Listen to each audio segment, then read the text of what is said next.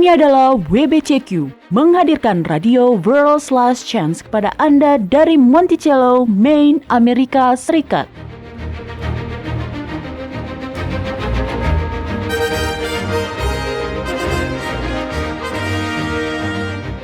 Kejahatan brutal, kerusuhan politik, ketidakstabilan keuangan, semuanya mengarah pada sebuah krisis yang akan datang, krisis yang belum pernah terjadi sebelumnya.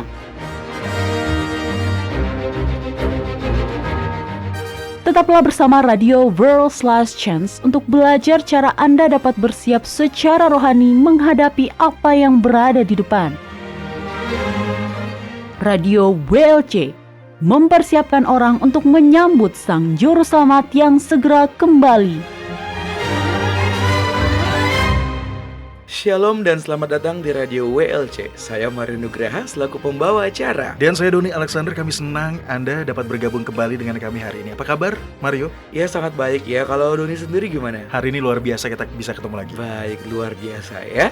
Dan dalam program radio sebelumnya para pendengar, kita sudah membahas dan menunjukkan bukti bahwa doktrin Trinitas itu tidak alkitabiah dan berasal dari agama berhala kuno. Nah, itu benar Mario.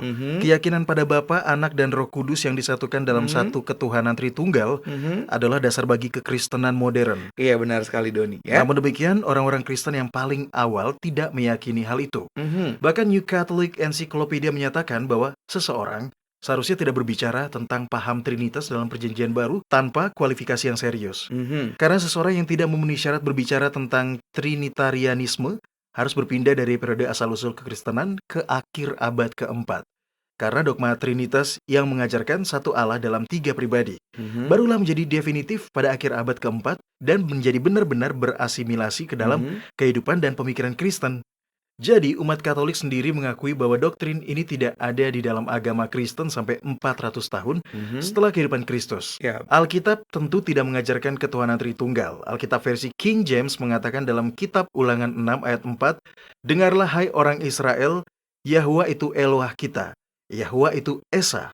Jadi, ide bahwa kita memuja semacam semua dalam satu dan satu dalam semua dari ketuhanan Tritunggal adalah merupakan konsep yang murni berasal dari agama berhala. Jadi, apakah Anda mengatakan bahwa yang disebut Roh Kudus itu tidak ada? Tidak, saya tidak mengatakan itu sama sekali.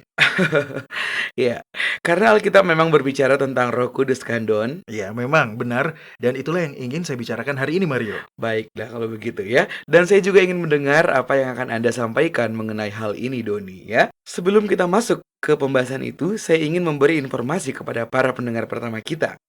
Para pendengar, jika Anda baru pertama kali mendengarkan kami, maka Anda akan mendengar bahwa kami lebih memilih untuk menggunakan nama asli dari Sang Bapa dan Sang Anak.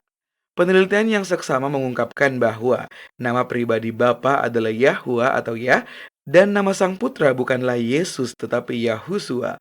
El, Eloah, dan Elohim adalah gelar yang digunakan dalam Alkitab untuk merujuk pada Yahwa dan Sang Anak. Adalah penting untuk mengetahui nama mereka karena Alkitab berulang kali mendorong kita untuk memanggil nama mereka. Dan kita tidak bisa melakukannya jika kita tidak tahu nama-nama itu. Ya, itu benar Mario, tetapi masih ada lagi. Salah satu hadiah yang dijanjikan kepada para pemenang adalah bahwa pada mereka akan ada tertulis nama Bapa dan Anak. Nah, di dalam kitab Wahyu mengatakan barang siapa menang, ia akan kujadikan soko guru di dalam bait suci Eloahku, dan ia tidak akan keluar lagi dari situ, dan padanya akan kutuliskan nama Eloahku, nama kota Eloahku, yaitu Yerusalem baru, yang turun dari sorga dari Eloahku, dan namaku yang baru. Jadi nama Bapa dan Anak akan ditulis pada diri para pemenang. Ya benar, ini adalah kehormatan yang luar biasa karena itu berarti bahwa kita akan diadopsi menjadi keluarga kerajaan. Kita tidak akan lagi menjadi pemberontak yang lahir dari percabulan, tetapi dikasihi dan diterima sebagai anggota keluarga kerajaan surga. Kita akan diberi nama mereka. Itu sangat indah, Doni. Iya. Oke, baiklah. Sekarang, Doni, saya punya pertanyaan untuk Anda ini ya. Apa itu? Dalam program sebelumnya, Anda telah menunjukkan bahwa doktrin Trinitas berasal dari agama berhala. Ya, benar Mario. pribadi ketiga dari ketuhanan yang mistis itu sebenarnya tidak ada. Oke, lantas apa itu Doni? Karena kitab suci berbicara tentang Roh Kudus ya dalam tanda kutip nih. Dan faktanya ada referensi pada Roh Kudus di seluruh perjanjian lama dan baru. Jadi Roh Kudus ini apa Doni? Ya, karena jujur saja ya, fakta bahwa Alkitab memang berbicara tentang Roh Kudus adalah salah satu alasan mengapa selama ini saya tidak menganggap para non-Trinitarian. Bagaimana Anda bisa mengatakan tidak ada Trinitas ketika Alkitab berbicara tentang Roh Kudus? Wow, itu pertanyaan yang bagus, Mario. Dan saya senang Anda menanyakan itu. Baik. Jawabannya menjadi jelas setelah Anda memahami apa tepatnya Roh Kudus itu. Ada dua kata yang digunakan dalam Alkitab untuk merujuk pada Roh Kudus. Yang pertama adalah bahasa Ibrani ruach. Nah, itu digunakan di seluruh perjanjian lama. Yang kedua adalah bahasa Yunani pneuma. Kedua kata ini memiliki pengertian yang sama, Mario. Oke, Doni. Sekarang, apakah kata ini adalah kata yang sama yang diartikan sebagai roh seperti di dalam contohnya di dalam kitab Imamat di mana dikatakan seperti ini, Doni ya. Apabila seorang laki-laki atau perempuan dirasuk arwah atau roh peramal, pastilah mereka dihukum mati. Tidak, kata yang diterjemahkan roh dari ayat yang Anda baca tadi berasal dari kata yang sama sekali berbeda dan artinya adalah ahli nujum atau orang yang berbicara kepada orang mati. Oh, oke, baiklah. Nah, kata itu tidak pernah digunakan untuk merujuk pada Roh Kudus atau Roh Yahwa. Penggunaan pertama ruach untuk merujuk pada Roh Kudus ditemukan di pasal pertama dari Alkitab. Kata-kata pertama dari kitab suci mengandung referensi kepada Roh Kudus. Dikatakan pada mulanya Elohim menciptakan langit dan bumi. Bumi belum berbentuk dan kosong. Gelap gulita menutupi samudera raya. Dan roh Elohim melayang-layang di atas permukaan air. Bentuk jamak Elohim di sini menunjuk pada Bapa dan sang anak yang bekerja bersama-sama. Lalu apa arti dari ru'ah dan pneuma itu, Doni? Sama seperti yang dikatakan Alkitab, kata ru'ah didefinisikan sebagai nafas, udara, angin, roh. Jadi menurut Alkitab, Roh Kudus itu secara harfiah adalah nafas Yahwa. Dan bentuk Yunani pneuma. Ini memiliki arti yang persis sama, Mario. Oke. Hembusan udara, nafas, atau angin.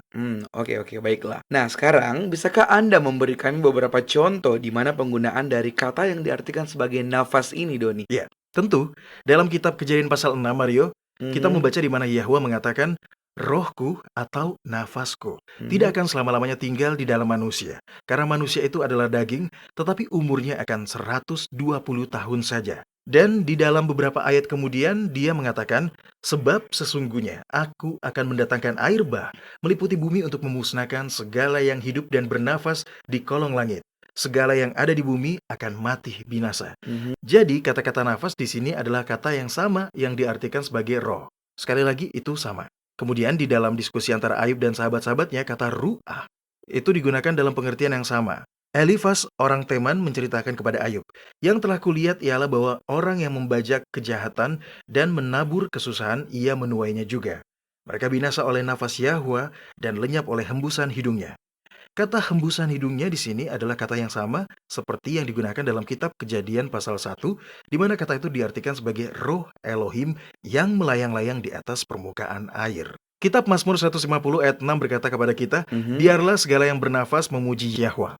Kata nafas di sini artinya sama dengan roh dan berasal dari akar kata Ibrani yang sama yaitu ru'ah. Oke. Nah, ketika Daniel pingsan, Mario, karena mendapat sebuah penglihatan, malaikat yang datang kepadanya berkata, jangan takut, tetapi Daniel berkata, masakan aku hamba Tuanku ini dapat berbicara dengan Tuanku? Bukankah tidak ada lagi kekuatan padaku dan tidak ada lagi nafas padaku? Jadi, Anda dapat melihat bahwa kata ru'ah dipahami sebagai nafas dan bukan pribadi ketiga tanpa tubuh dari suatu ketuhanan yang mistis. Baik, Doni. Ya. Tapi saya masih sedikit bingung di sini ya. Jadi saya masih mau mengajukan beberapa ayat lagi kepada Anda. Oke, baiklah Mario. Langsung saja ya. Oke. Yesaya 61 ayat 1 yang berbunyi demikian. Roh Adonai Yahwa ada padaku, oleh karena Yahwa telah mengurapi aku. Ia telah mengutus aku untuk menyampaikan kabar baik kepada orang-orang sengsara. Nubuatan indah dari misi Sang Juru Selamat. Ya, roh Yahwa di sini adalah secara harfiah berarti nafas Yahwa. Baik, kemudian di kitab Yehezkiel 36 ayat 26 berbunyi demikian, Doni ya. Kamu akan kuberikan hati yang baru dan roh yang baru di dalam batinmu. Dan aku akan menjauhkan dari tubuhmu hati yang keras dan kuberikan kepadamu hati yang taat. Roh yang baru. Oke. Akan kuberikan roh yang baru ke dalam batinmu. Ya. Akan kuberikan nafas yang baru ke dalam batinmu. Mhm. Nah, nafas sering menjadi simbol kehidupan, Mario. Ya. Dengan kata lain, apa yang ayat ini katakan adalah bahwa Yahwa akan menempatkan kekuatan motivasi baru di dalam diri kita. Mhm. Nah, sama seperti dia mengembuskan nafas ke dalam hidung Adam, sehingga manusia menjadi makhluk hidup. Demikian juga dia akan melakukan hal yang sama bagi semua orang yang meminta kepadanya. Dia, Sang Pencipta, akan menciptakan kita kembali menjadi ciptaan baru. Wow, itu merupakan hal yang sangat indah, Doni ya. Ya, ini adalah konsep yang sama yang kita temukan dalam kitab Mazmur pasal 146. Mhm. Dalam ajakan untuk memuji Yahwa selagi kita hidup, pemazmur mengatakan, "Aku hendak memuliakan Yahwa selama aku hidup dan bermazmur bagi Elohku selagi aku ada."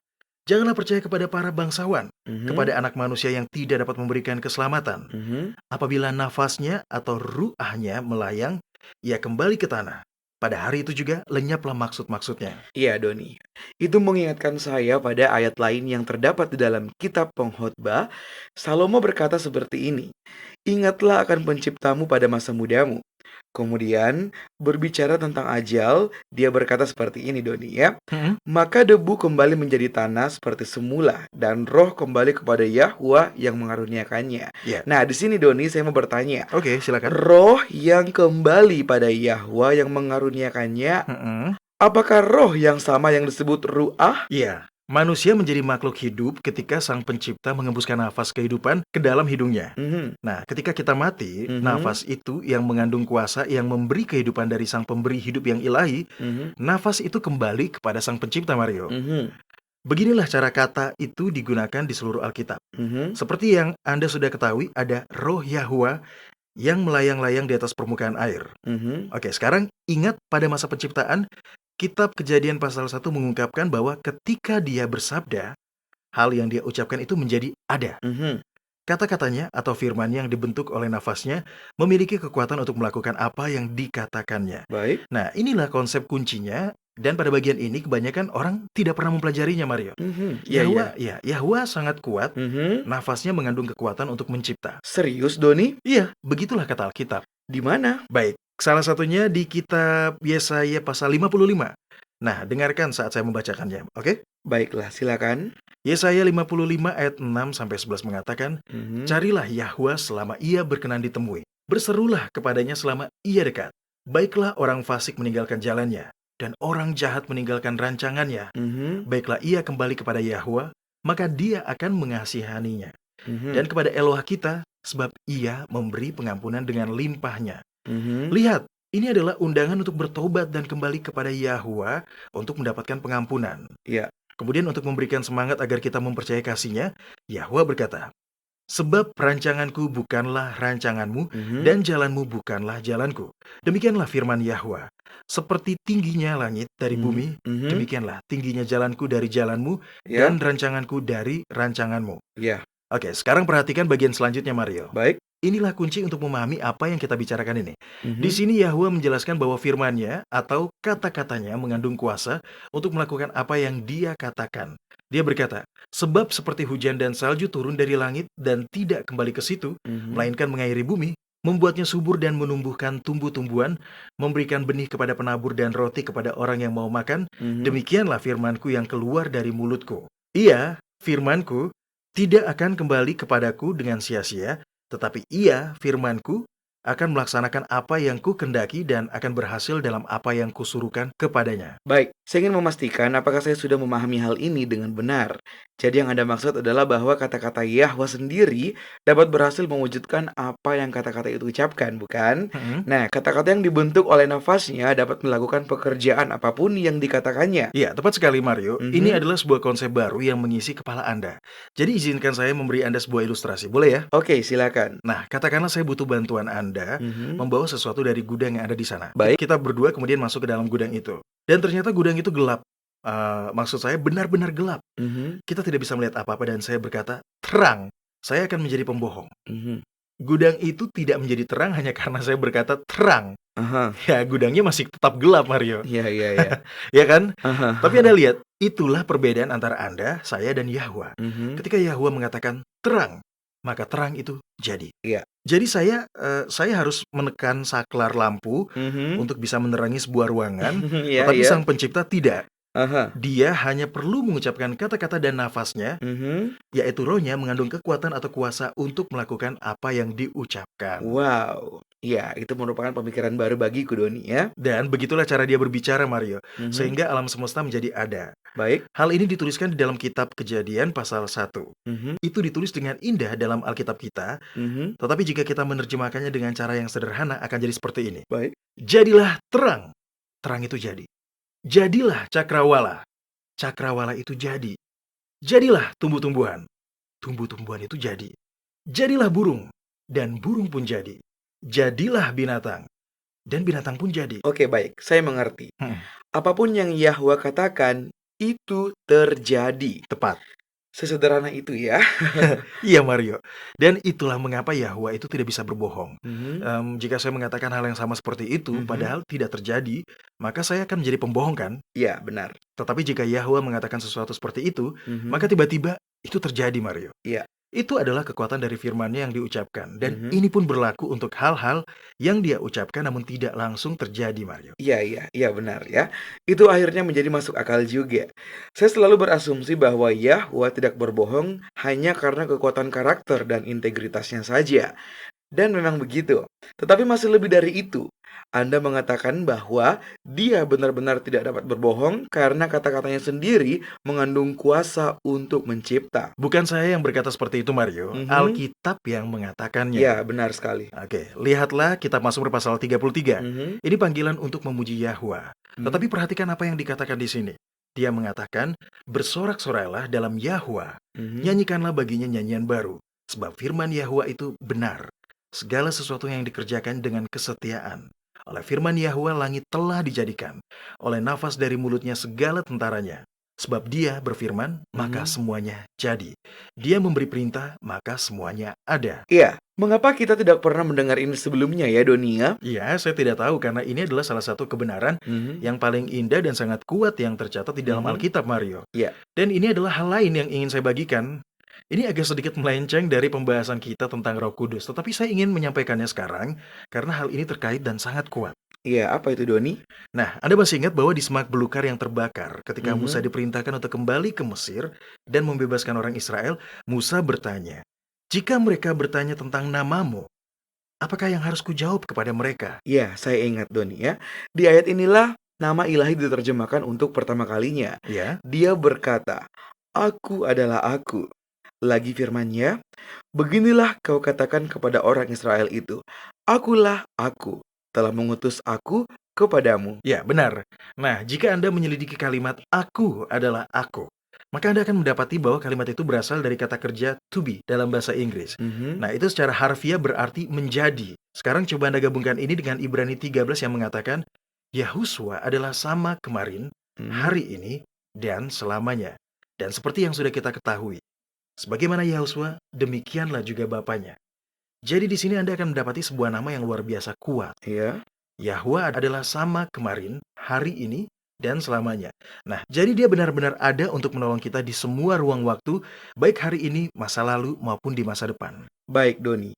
Kitab Maleakhi pasal 3 mengatakan, "Akulah Yahwa, aku tidak berubah." Benar, dia sama kemarin, hari ini, dan di masa datang. Itu adalah jaminan dan yang menghibur kita, Mario. Iya, benar sekali ya. Aneh sih rasanya memikirkan sebuah kata kerja to be sebagai nama ya. Ketika istri saya hamil, dia menghabiskan 9 bulan mencari daftar nama-nama bayi, mencoba menemukan nama yang tepat. Anda tidak memikirkan kata kerja sebagai nama, namun bagi sang pencipta, itu cocok. Coba Anda daftar semua kata kerja yang ada, dan masing-masing dari itu cocok untuk Yahwa. Ada is, am, are, ada was, ada be, ada being, ada been ya. Itu semua cocok. Ya, walaupun jika dibahas Indonesia kan maknanya kurang nampak. Namun intinya itu semua cocok untuk Yahwa. Karena dia ada di dalam semua ruang waktu.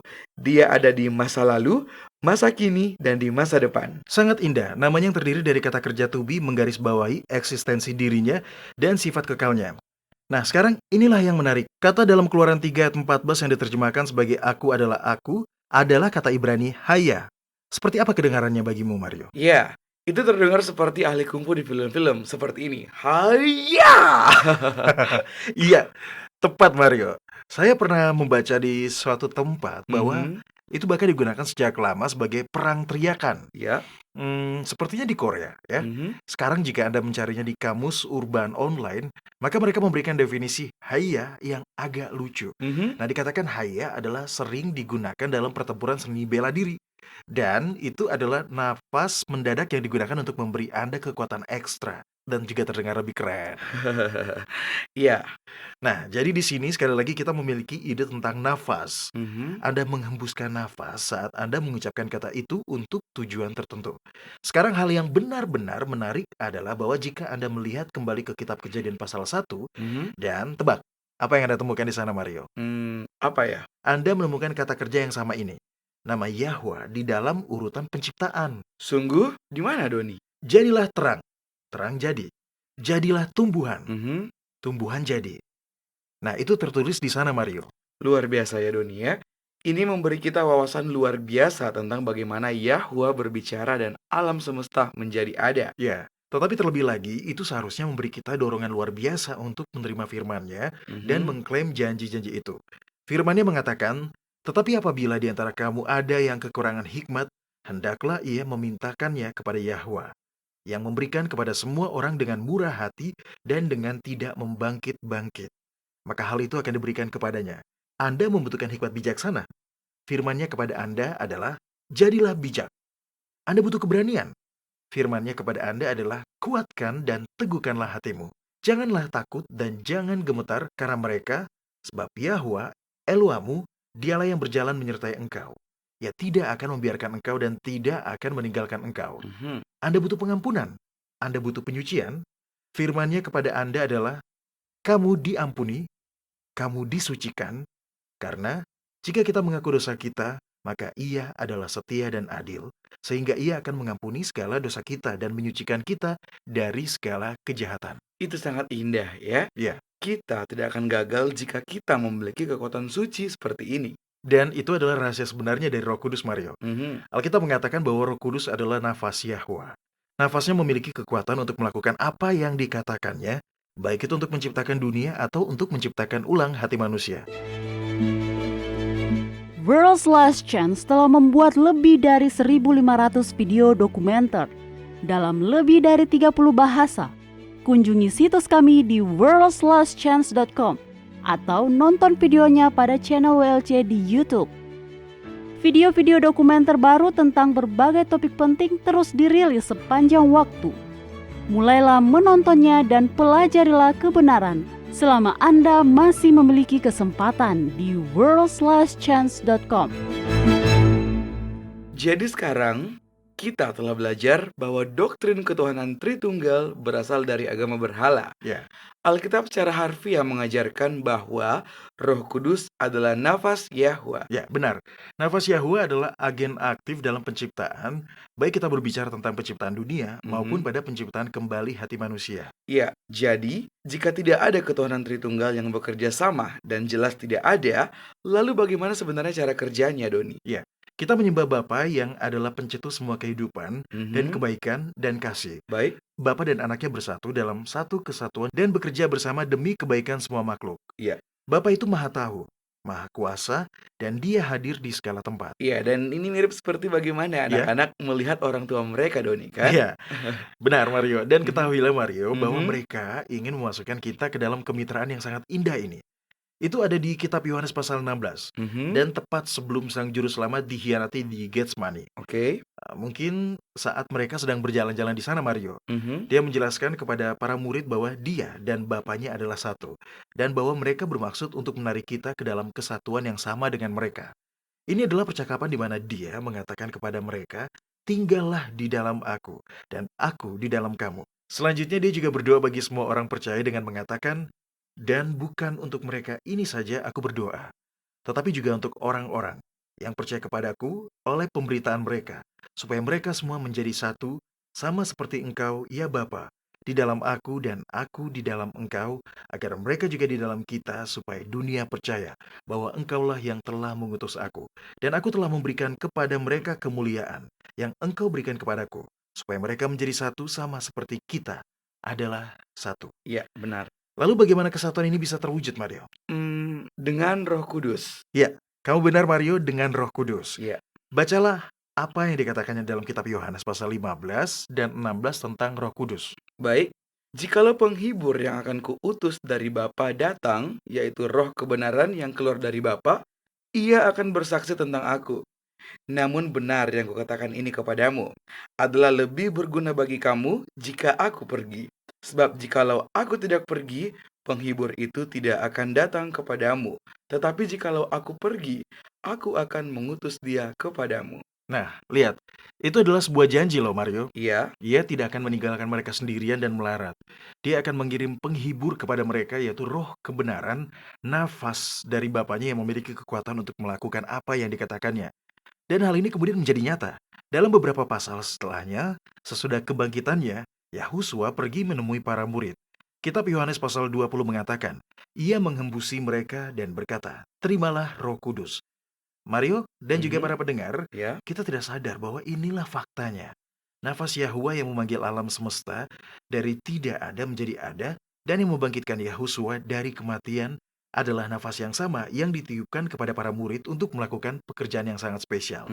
Oke, mari lihat kembali di dalam kitab Yohanes pasal 16. Bagian ini menjelaskan pekerjaan Roh Kudus.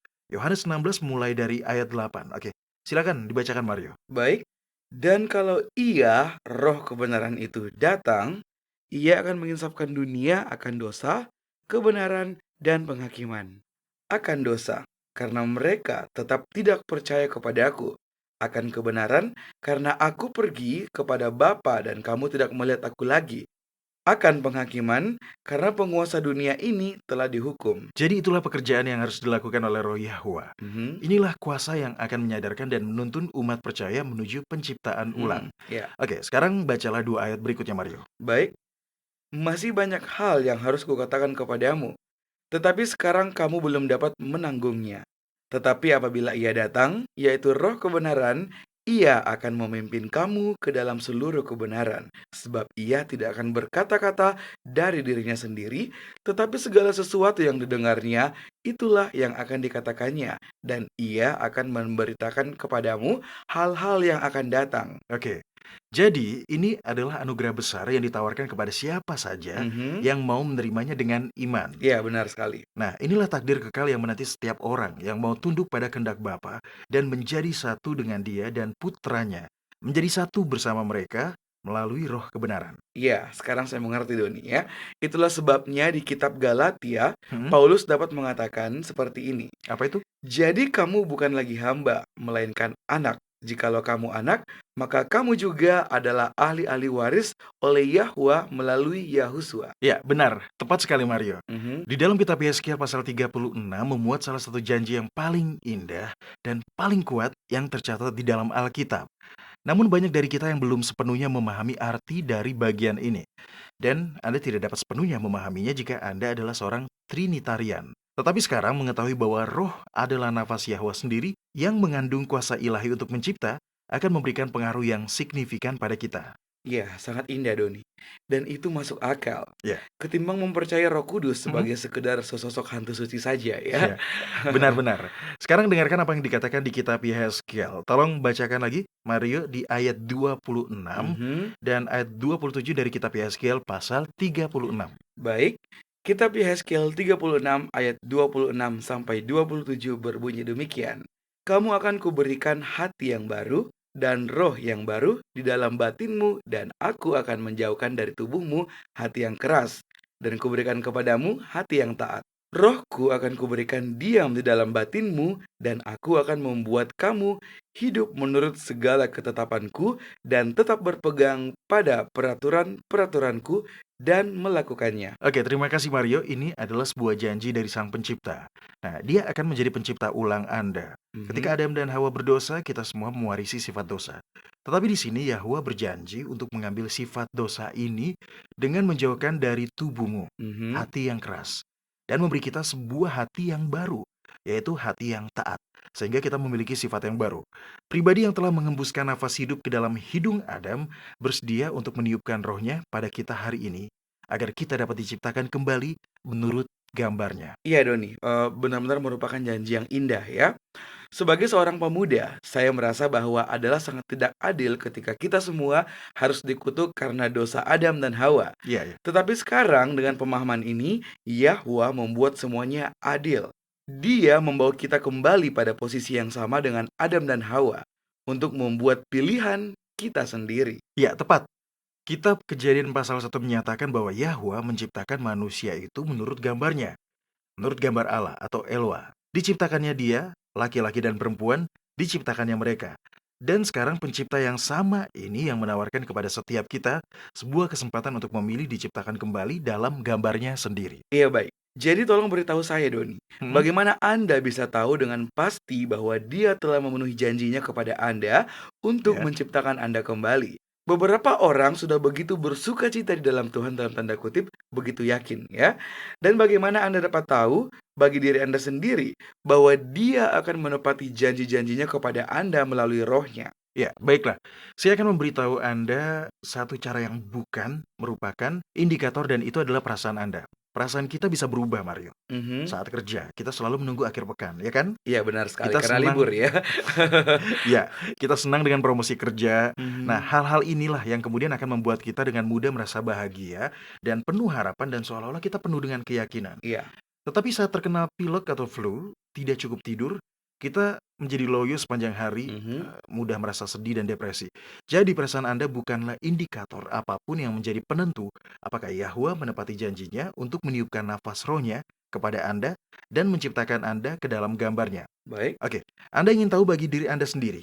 Sederhana saja Mario, terimalah firman-Nya apa adanya dan ingat, dia tidak bisa berbohong. Apa yang dia katakan pasti akan menjadi nyata. Oh, itu benar Doni ya. Ini adalah konsep yang baru, itu sangat baik.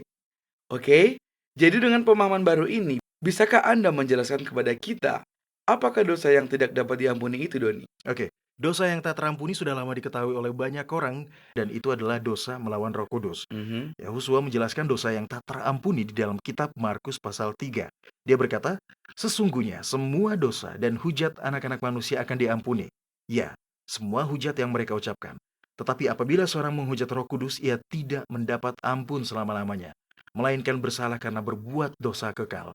Sekarang hal yang membuat kebanyakan orang menjadi bingung adalah karena mereka merasa bahwa Yahwa itu sedikit pendendam. Mhm. Nah, ketika kita berbicara mengenai dosa yang satu ini, karena kita sudah biasa mendengar bahwa dia mengampuni semua dosa yang lain kan? Mhm. Jadi mengapa tidak dengan yang satu ini? Ya, apa yang Anda katakan cukup masuk akal, Doni. Saya juga merasakan seperti itu sebelumnya. Oh ya? Ini bukan sesuatu yang ingin kita akui, Mm-mm. tetapi kita selalu bertanya-tanya, mengapa dia tidak bisa mengampuni dosa ini, jika ia dapat mengampuni semua dosa lain? Nah, ini pertanyaan yang bagus ya. Dan Mhm. jawabannya adalah dia tidak bisa memaafkan dosa ini karena dia sopan. Maksudnya? Yahwa adalah pribadi yang sopan. Nah, dia tidak akan memaksakan diri di tempat di mana dia tidak diinginkan. Jadi ketika seseorang benar-benar tidak menginginkan roh Yahwa untuk menginsyafkan hati nuraninya, dia tidak akan terus memaksa Mario. Mhm. Ingat, pekerjaan yang akan dilakukan oleh penghibur itu apa Mario? Menginsafkan dunia akan dosa, Hmm? kebenaran dan penghakiman. Nah, kamu benar. Jadi ketika seseorang berulang kali menolak roh Yahwa saat menginsyafkan mereka, Yahwa tidak akan memaksakan dirinya kepada orang tersebut. Dia akan dengan sopan, meskipun sedih, mundur. Dia akan mundur, dan itu adalah waktu di mana dosa itu menjadi tidak dapat diampuni lagi, karena begitu roh Yahwa untuk menginsyafkan itu telah ditarik, apalagi yang ada di sana Mario? Kosong. Ya, dan bagaimana lagi cara dia menjangkau hati yang sudah ditinggal itu? Itu masuk akal Doni ya. Tidak ada jalan lain. Ketika roh atau nafasnya yang memberi hidup, yang dapat memperbarui kehidupan dan menjadi satu-satunya cara yang tersedia untuk mencipta Anda kembali sesuai dengan gambarnya telah Anda tolak berulang kali. Maka tidak ada lagi cara yang tersisa yang dapat dilakukan. Ya, tepat sekali Mario. Tetapi kabar baiknya adalah Mhm. Yahwa tidak menyerah begitu saja. Iya. Dia mencoba dan lagi dan lagi. Baik. Dalam kitab Wahyu pasal 3, dia berkata, Mhm. lihat, aku berdiri di muka pintu dan mengetok. Jika ada orang yang mendengar suaraku dan membukakan pintu, aku akan masuk mendapatkannya dan aku makan bersama-sama dengan dia dan ia bersama-sama dengan aku. Dan undangan ini masih berlaku hari ini Mario. Mhm. Ini adalah undangan gratis bagi semua orang yang mau menerima firman-Nya apa adanya. Oke. Nah, sekarang saya punya pertanyaan Doni ya. Ya, silakan. Ini dari kitab Efesus pasal 4 ayat 30. Paulus berkata demikian, "Dan janganlah kamu mendukakan Roh Kudus Yahwa yang telah memateraikan kamu menjelang hari penyelamatan." Jadi tindakan bagaimana yang dapat mendukakan Roh Kudus Yahwa? Dalam kondisi bagaimana kita mendukakan nafasnya? Ya, Anda tentu saja tidak bisa mendukakan udara nafas, tetapi Anda dapat mendukakan hati Bapa. Dia maha hadir di segala tempat melalui rohnya yang memberi hidup. Itulah nafas hidup. Anda mendukakan hatinya ketika Anda menolak dorongan rohnya. Itu akan menjadi sebuah dosa yang tidak terampuni, Mario. Iya. Bapa sangat mengasihi kita, jadi akan menjadi sangat menyedihkan bagi hatinya ketika seseorang menolak rohnya dan karenanya dia harus mengundurkan diri. Dia sangat mencintai kita. Baiklah para pendengar, sesaat lagi kami akan kembali untuk menjawab pertanyaan yang masuk di kotak surat harian kami.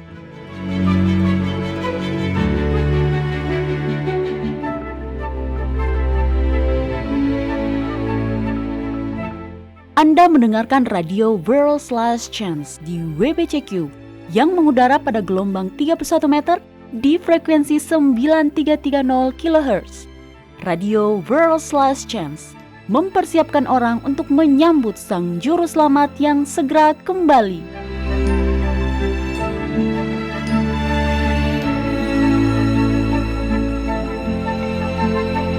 Sesaat sebelum kematiannya, Sang Juru Selamat menubuatkan bahwa semua orang yang mengikuti kebenaran akan dianiaya karena iman mereka. Kitab Wahyu juga mengungkapkan bahwa dalam waktu dekat, hukum buatan manusia akan ditegakkan melawan hukum ilahi. Kitab Roma pasal 13 adalah satu bagian dari kitab suci yang akan digunakan di masa depan untuk memaksa orang-orang Kristen mematuhi hukum-hukum manusia yang berlawanan dengan hukum ilahi. Jika seseorang mencoba untuk memaksa Anda melawan hati nurani Anda dengan mengutip dari kitab Roma pasal 13, dengan mengatakan bahwa para penguasa atau pemerintah ditetapkan oleh Yahwa, bagaimana Anda akan menjawab? Apa yang Anda akan sampaikan? Untuk memahami dengan lebih jelas bagaimana makna sebenarnya dari kitab Roma pasal 13, kunjungi situs web kami di worldslastchance.com dan baca artikel dengan judul Kewajiban Sipil Orang Percaya. Sekali lagi, carilah dan baca artikel dengan judul Kewajiban Sipil Orang Percaya di worldslastchance.com.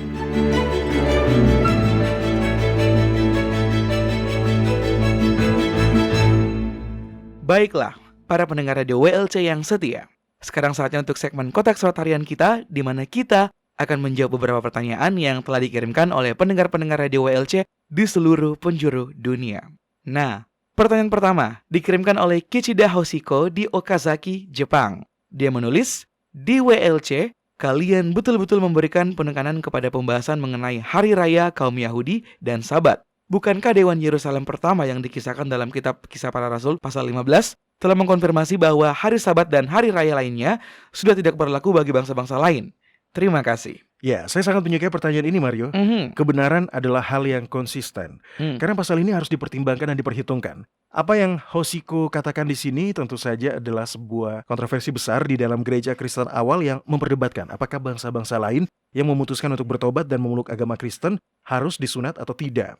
Nah, ini adalah hal umum yang dibahas di dalamnya. Anda bisa membacanya di kitab Kisah Para Rasul pasal 15 ayat 24. Nanti Mario yang tolong bantu bacakan ayatnya ya. Baiklah Doni. Tunggu sebentar. Ya, ini dia. Oke. Kami telah mendengar bahwa ada beberapa orang di antara kami yang tiada mendapat pesan dari kami, telah menggelisahkan dan menggoyahkan hatimu dengan ajaran mereka, dengan berkata, kalian harus disunat dan diwajibkan untuk menuruti hukum Musa. Para Yahudi dengan mindset mereka yang berorientasi pada tindakan telah merasa superior dibandingkan dengan bangsa-bangsa lain dalam waktu yang lama.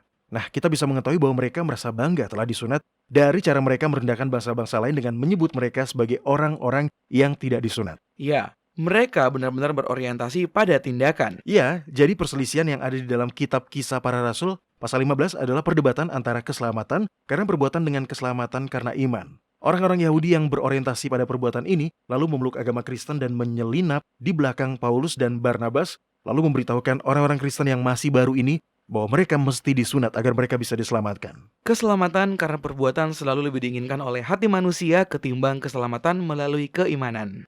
Betul. Para rasul membahas permasalahan tersebut Namun mereka paham bahwa penyunatan adalah bagian dari sistem lama mengenai pengorbanan darah yang dianggap sama dengan kematian Sang Juru Selamat. Jadi mereka mengirimkan sebuah respon cukup panjang. Jadi mari kita bacakan saja penutupnya, ayat 28 dan 29 dari kitab Kisah Para Rasul pasal 15. Sebab adalah keputusan dari Roh Kudus dan keputusan kami, supaya kamu jangan ditanggungkan lebih banyak beban daripada yang perlu ini. Kamu harus menjauhkan diri dari makanan yang dipersembahkan kepada berhala, dari darah, dari daging binatang yang mati dicekik, dan dari percabulan. Jikalau kamu memelihara diri dari hal-hal ini, kamu berbuat baik. Sekianlah, salam. Ini adalah dasar dari pertanyaan Hoshiko tadi. Dia menanyakan, mengapa WLC mengatakan bahwa hukum tersebut masih berlaku? Mengapa kalian selalu menekankan soal hari Sabat dan hari-hari raya lainnya? Ketika bahkan para rasul yang dikisahkan dalam ayat ini mengatakan bahwa yang mesti kita lakukan hanyalah tidak memakan daging yang mati karena tercekik dan dipersembahkan kepada berhala dan tidak melakukan percabulan. Secara mendasar, itu merupakan daftar pendek dari hal-hal yang harus dilakukan bangsa-bangsa lain, Doni. Ya, tepat sekali. Daftar pendek dari tugas bangsa-bangsa lain ya. Jadi mengapa WLC menambahkannya? Ayat ini sering dikutip sebagai bukti bahwa hukum Musa dalam perjanjian lama termasuk mengenai hari-hari raya tidaklah berlaku bagi bangsa-bangsa lain. Namun jika kita melihat keseluruhan pasal tersebut, kita akan melihat bahwa pemahaman itu adalah keliru. Baiklah, silakan jelaskan lebih lanjut. Oke, pertama-tama mari kita lihat ayat 10. Mario tolong bacakan dan kalau bisa tolong mulai dibacakan dari ayat 8. Di dalam ayat-ayat ini Petrus sedang berbicara dan berdebat menentang keharusan para bangsa-bangsa lain untuk disunat. Anda sudah mendapatkan ayatnya, Mario? Kalau sudah dapat, silakan dibacakan. Oke, ya ini saya sudah dapat nih, Doni ya. Di sini dikatakan, dan Yahwa yang mengenal hati manusia telah menyatakan kehendaknya untuk menerima mereka, sebab ia mengaruniakan Roh Kudus juga kepada mereka, sama seperti kepada kita.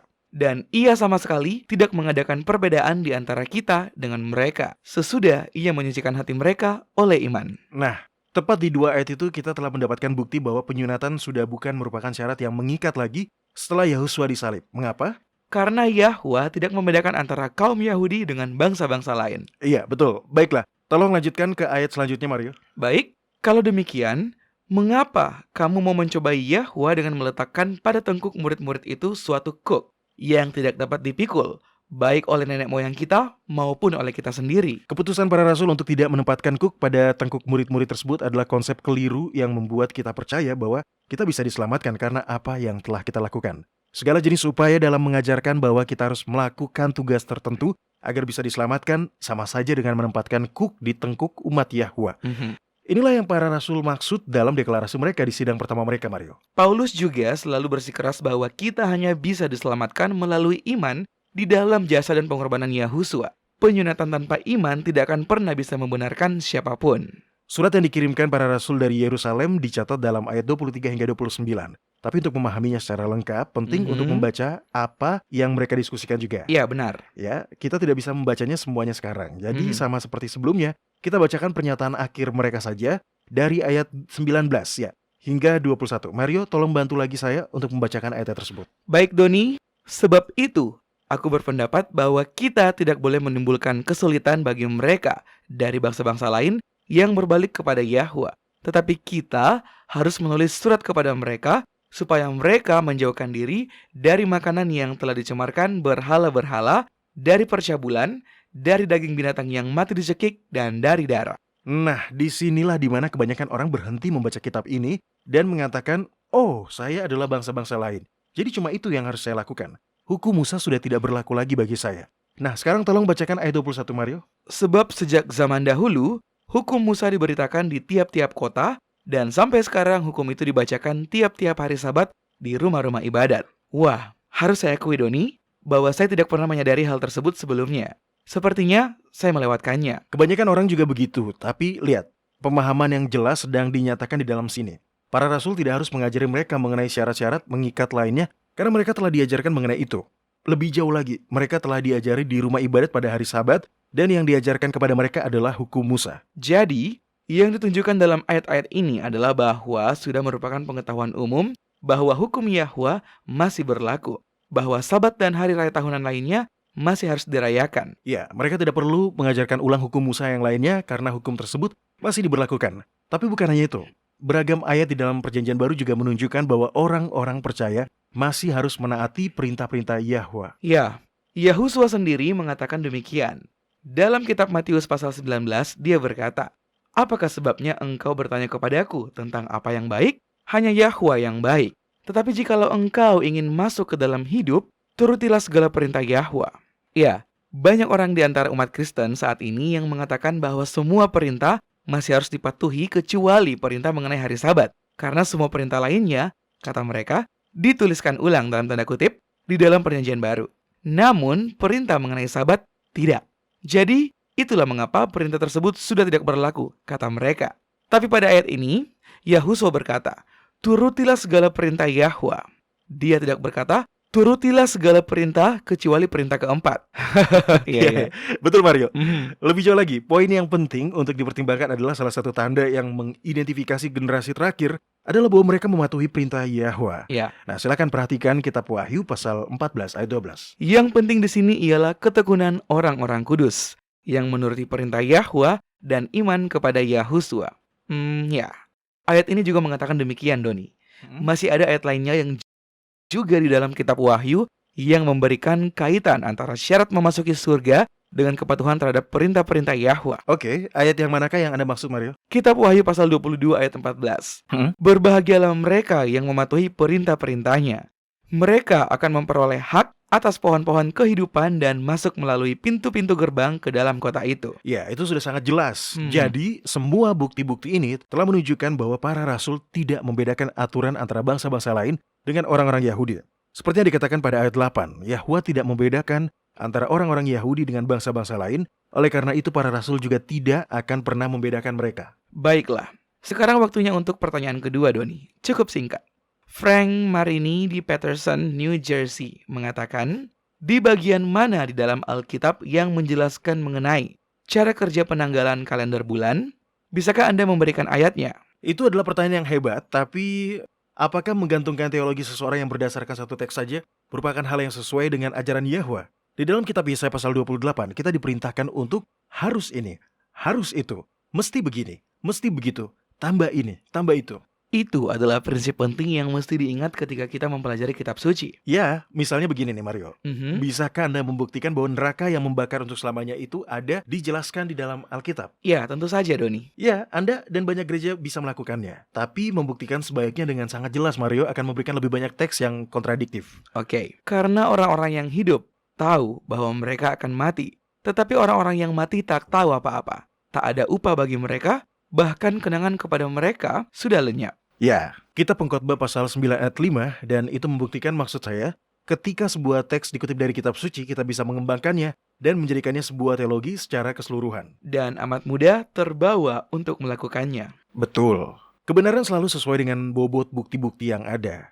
Anda bisa mempercayai Yahwa untuk menjaga Anda ketika mempelajari gagasan-gagasan baru dengan pikiran yang terbuka. Saya ingin menambahkan sesuatu, Doni. Ya. Kita bisa memungut petunjuk-petunjuk mengenai cara kerja kalender lunisolar dari beragam teks Alkitab yang berbeda. Tapi tak ada satu ayat khusus yang menjelaskan semua aturan penanggalan. Alasannya cukup sederhana. Karena penanggalan adalah sesuatu yang dianggap pengetahuan umum.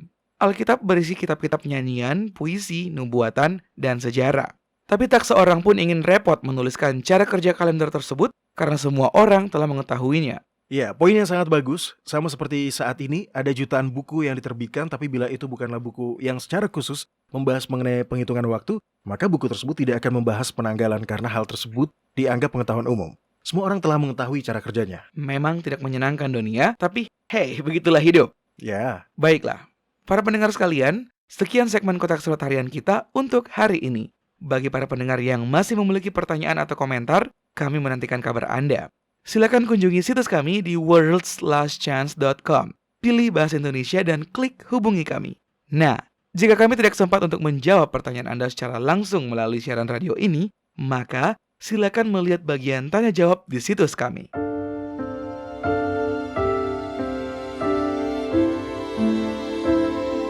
Anda menyukai apa yang Anda dengar? Kunjungi situs kami di worldslastchance.com untuk mendengarkan episode-episode lain dari program radio kami.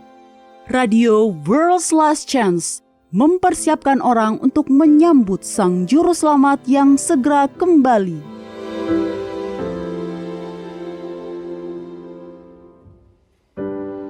Ini adalah Elohim Karov dengan janji harian Anda dari firman Yahwa. Henry lahir di sebuah peternakan. Ayahnya adalah seorang imigran, ibunya seorang yatim piatu. Henry membenci peternakan, tetapi dia suka bekerja keras. Dia tahu apa yang diinginkannya dan dia tahu bagaimana tetap fokus pada tujuan-tujuannya. Akhirnya Henry Ford mendirikan perusahaan Ford Motor. Dengan menyempurnakan teknik perakitan untuk pembuatan mobil, Henry mampu membuat mobil yang harganya terjangkau oleh banyak orang. Dia pernah berkata, hambatan adalah hal-hal mengerikan yang Anda lihat ketika Anda mengalihkan pandangan dari tujuan Anda. Kitab Ibrani pasal 12 menguatkan kita dengan berkata, karena kita mempunyai banyak saksi, bagaikan awan yang mengelilingi kita, marilah kita menanggalkan semua beban dan dosa yang begitu merintangi kita, dan berlomba dengan tekun dalam perlombaan yang diwajibkan bagi kita. Marilah kita melakukannya dengan mata yang tertuju kepada Yahusua yang memimpin kita dalam iman dan yang membawa iman kita itu kepada kesempurnaan, yang dengan mengabaikan kehinaan tekun memikul salib ganti sukacita yang disediakan bagi Dia yang sekarang duduk di sebelah kanan tahta Yahwa.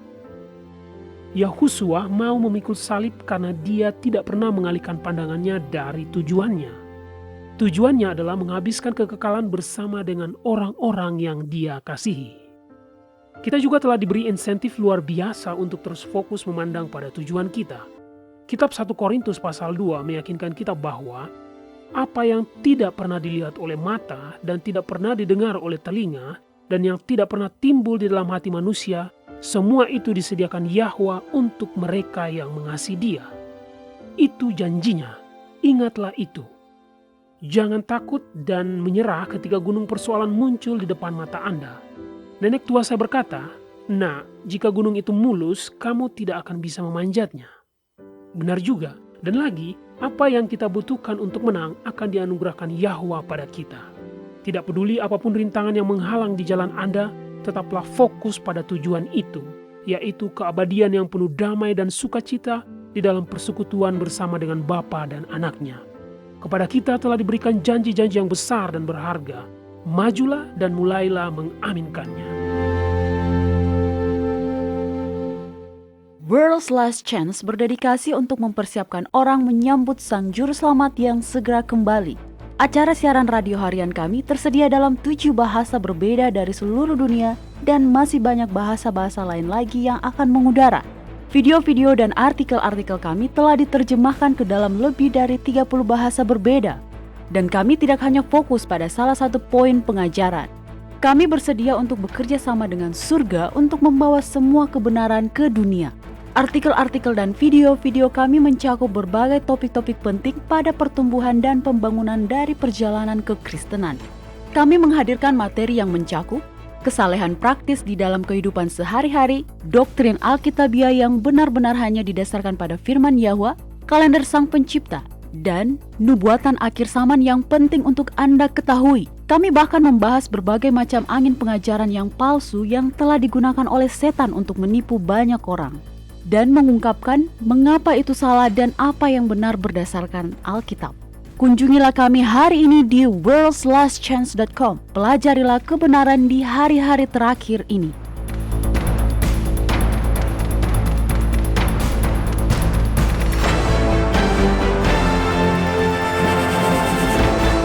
Anda tahu, Doni, saya benar-benar menikmati topik hari ini. Seperti yang saya katakan sebelumnya, ini sebenarnya adalah topik yang dulunya agak membingungkan bagi saya. Saya tidak mengerti bagaimana orang dapat mengatakan tidak ada Trinitas ketika Alkitab dengan jelas mengacu pada Roh Kudus. Tetapi sekarang saya sudah memahaminya, Doni. Roh Kudus adalah nafas Yahwa sendiri. Itulah kuasa pemberi hidup yang olehnya alam semesta menjadi ada. Ya, ini adalah penegasan iman setelah Anda menyadari apa sebenarnya Roh Kudus itu. Itu bukan hantu mistis tanpa tubuh, tetapi Roh Kudus itu secara harfiah adalah nafasnya. Dan nafasnya mengandung kekuatan untuk melakukan apa yang dikatakannya. Jadi ketika dia berkata, dosamu diampuni, pergi, dan jangan berbuat dosa lagi.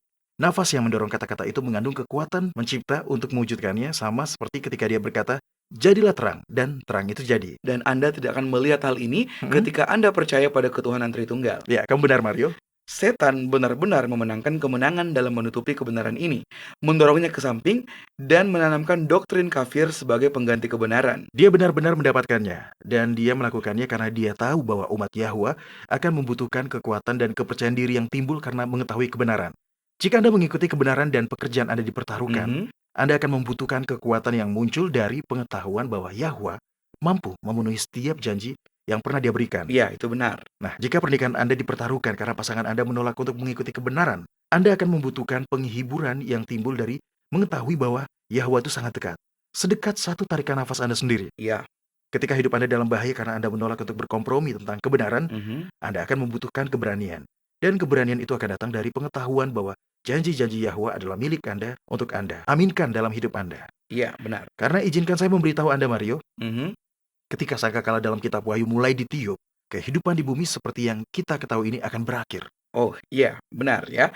Kita akan sulit membayangkan bagaimana realitas itu nantinya. Ya. Hanya ada kekacauan, kepanikan yang besar, sehingga orang-orang akan yakin bahwa para malaikat jahat itu adalah benar-benar makhluk luar angkasa yang menyerang bumi. Ya, sekali lagi kita tidak bisa membayangkan betapa buruknya kehidupan di dunia nanti, ya. Dan ketika Paus yang sekarang ini diangkat untuk mengepalai agama dunia yang baru dan terkonsolidasi, itu akan mempengaruhi area kehidupan Anda yang sekarang Anda anggap biasa.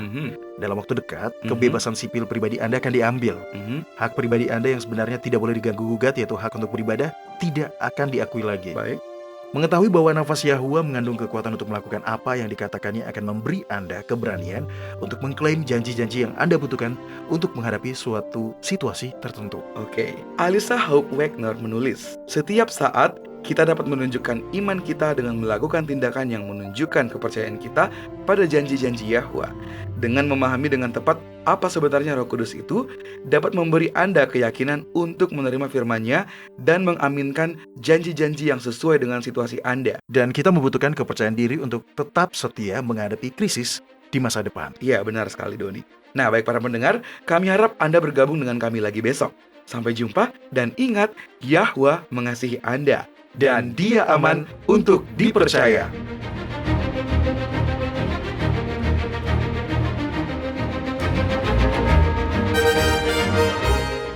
Anda baru saja mendengarkan Radio WLC.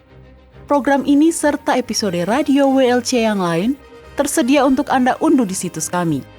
Sangat baik untuk dibagikan pada para sahabat Anda yang mempelajari Alkitab. Ini juga sumber yang bagus bagi orang-orang yang beribadah kepada Yahwa sendirian atau di rumah. Jika Anda ingin mendengarkan program Radio WLC, kunjungi situs kami di worldslastchance.com. Klik ikon Radio WLC di bagian kanan atas beranda. Di sini Anda dapat mengunduh episode dalam bahasa pilihan Anda. Tersedia juga artikel dan video dalam berbagai bahasa. Bergabunglah bersama kami besok untuk menerima berbagai pesan kebenaran lain di WBCQ yang mengudara pada gelombang 31 meter di frekuensi 9330 kHz. Radio World's Last Chance mempersiapkan orang untuk menyambut Sang Juru Selamat yang segera kembali.